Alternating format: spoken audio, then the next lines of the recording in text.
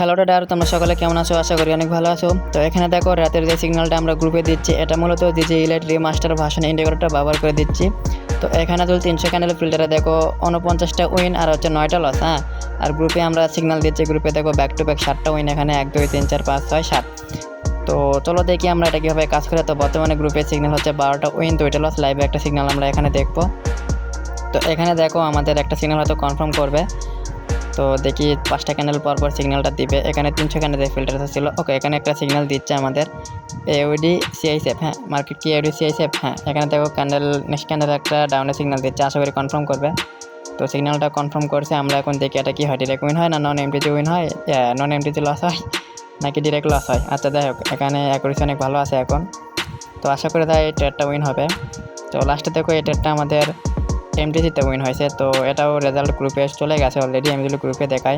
তো মোট total 8টা win 0 loss. গ্রুপে দেখো 13টা উইন 2টা লস।